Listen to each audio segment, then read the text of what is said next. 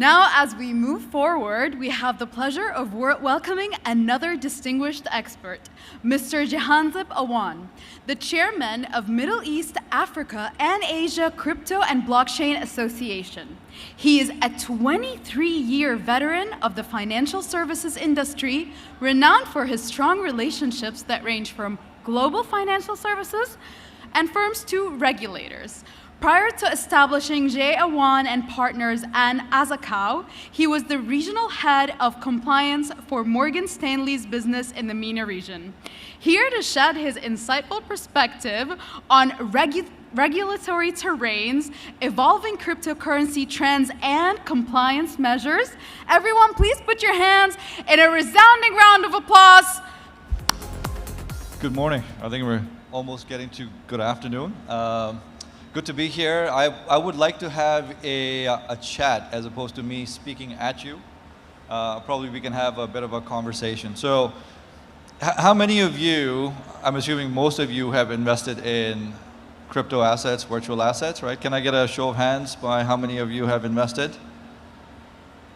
Half the room, not all, okay, almost.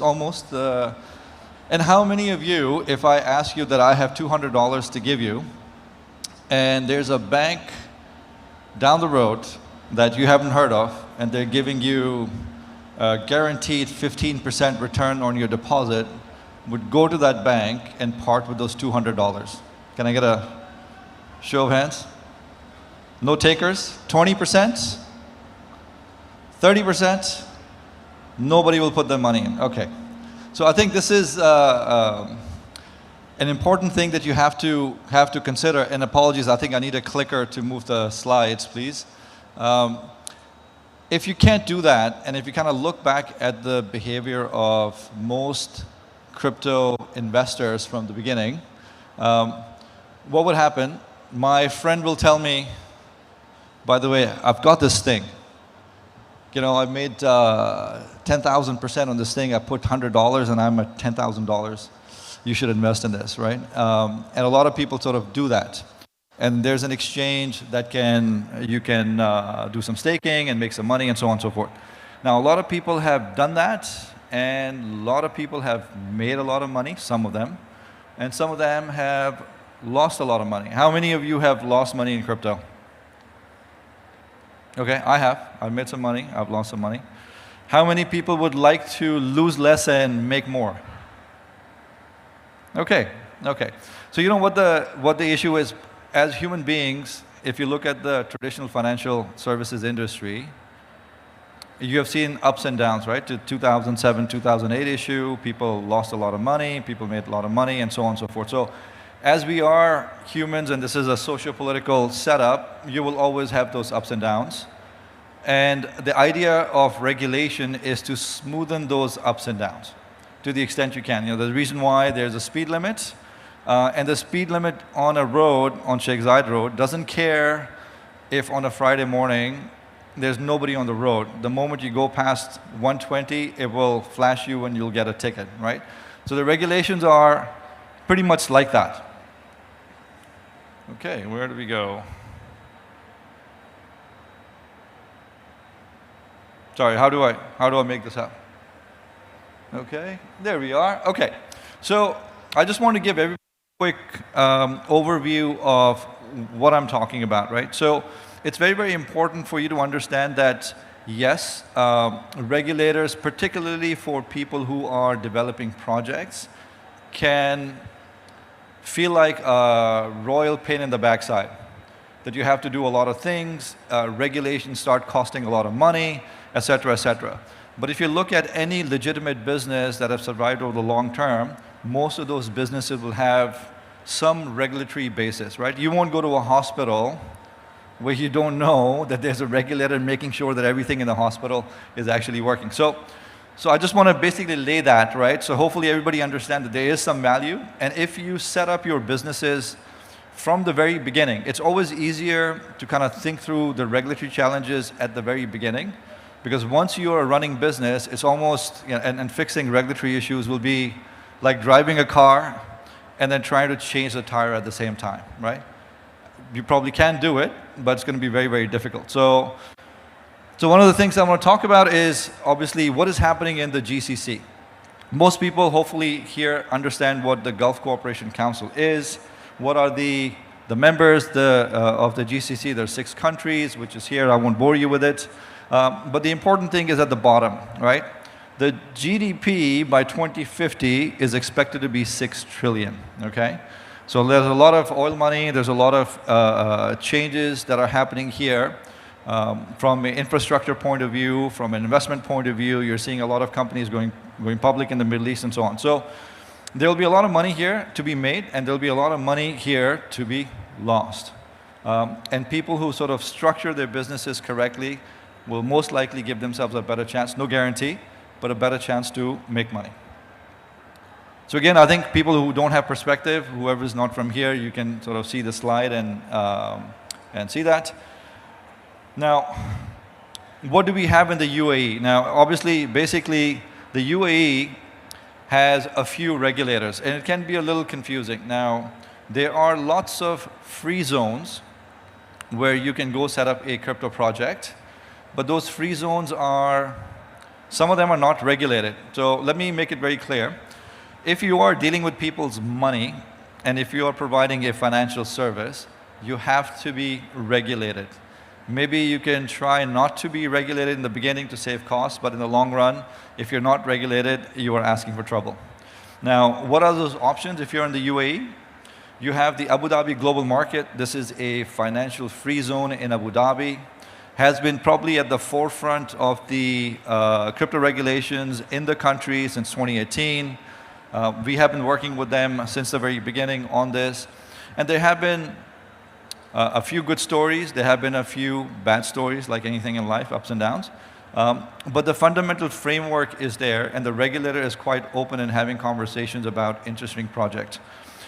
We can share this, but I think the important thing is when you want to set up a regulated business in crypto, you have to set up the correct infrastructure, which means capital.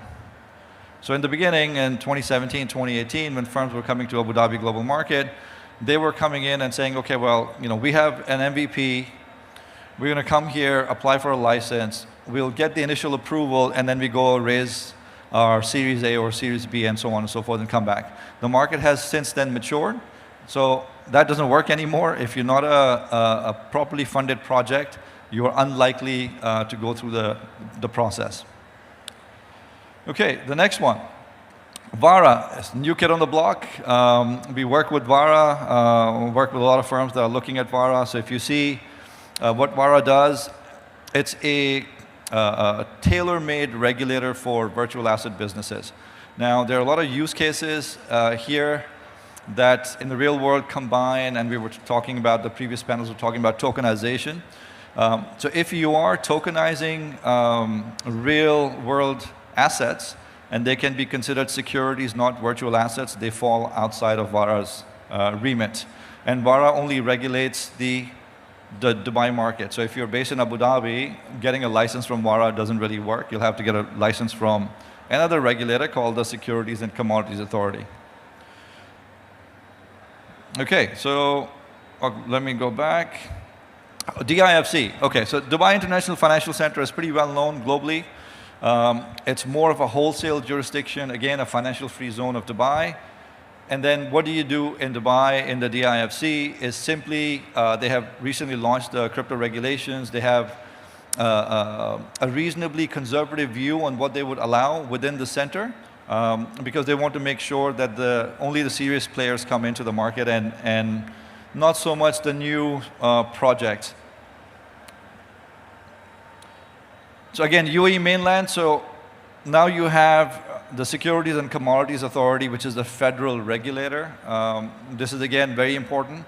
So if you want to get a virtual assets crypto license in the UAE outside of Dubai, you have to go to the Securities and Commodities Authority, and this is capital markets business, so your asset management, your brokerage, your custody, etc. If you want to do business in Dubai, you will still have to get the Virtual Asset Regulatory Authority license in Dubai, in addition to the Securities and Commodities Authority license. Then you have the central bank. So anything to do with stable coins outside of the financial free zones is the UAE central bank. So I think the message that I want to leave you with is when you are coming to the UAE and you're looking at establishing a business, you really have to look at your business model, your use cases, and accurately assess what do you need to do. Because as I said again, if you start doing things without having given it proper thought, you will have to probably unwind some of the stuff. That is very, very difficult to do. And if you have obviously investors coming in and so on. So is it expensive? Yes. Does it take longer? Yes. Would it give you a bit more stability or a lot more stability? Yes. Would it be painful? Absolutely. Would it be difficult? Yes. But if you want to build a solid business, these things you have to go through. I'm sure if somebody's starting a business, it's never easy. You have to go through a lot of iterations and so on. So that is the UAE and central bank, and I can then quickly go to Bahrain. Central Bank of Bahrain has, this is actually a good idea because CBB is the only regulator in Bahrain, and they have crypto regulations in place, and they've been working on licensing a few firms. We work with them as well. Obviously, you will see prudential requirements on the slide. Those refer to the capital requirements, financing requirements, etc. And non-prudential is more of a conduct of business. Again, I think the biggest success story coming out of Bahrain is Rain. If you know the Rain Financial, which is the exchange, and so on. So again, if you want to do business in Bahrain, you can do that. Central Bank of Bahrain has the regulatory framework to allow different business models. BARA and ADGM, by the way, just to go back, they will allow potentially futures and derivatives business in crypto as well. So if anybody's interested in that, then you can also have that conversation. Okay, rest of the GCC. So we have KSA, the capital markets regulator in Saudi is called the Capital Markets Authority, and the central bank is called Saudi Arabian Monetary Authority. The capital markets regulator, just like the UAE, has the remit to regulate your brokers, your asset managers, your advisory ranging capital markets businesses. They have published a pseudo-private consultation for the industry, and it is likely that they will come up with some sort of regulations probably sometime next year. SAMA, on the other hand, has been a part of a CBDC project. We're not sure when the crypto regulations or virtual asset regulations will come in when it comes to basically stable coins, etc.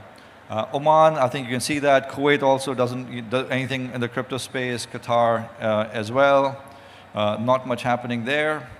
I have a minute left, so I'll quickly try to finish.